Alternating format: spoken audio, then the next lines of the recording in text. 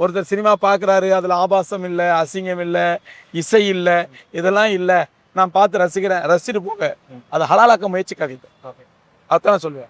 காலங்காலமா இந்த சினிமா அப்படிங்கிறது எப்படி நம்ம அது ஹராம், அது நம்ம அதை விட்டு தூரம் விலகணும் அப்படின்னு நம்ம என்னதான் சொன்னாலும் அது ஒரு ஒரு பயங்கரமான ஒரு கருவி. இன்னைக்கு அந்த கருவியை பயன்படுத்தி தான் இவ்வளவு தூரம் ஆழமா என்ன செஞ்சிருக்காங்கன்னு சொன்னா ஒரு சமூகத்தையே வந்து குற்றவாளி ஆக்கி வச்சிருக்கிறாங்க. அப்படி இருக்கும்போது அதை ஒட்டுமொத்தமா அங்க இருந்து ஒதுங்கி உங்களை மாதிரி அவங்க கன்ஃபியூஸ் ஆகக்கூடாது. சரி, மீடியா வேறு, சினிமா வேறு.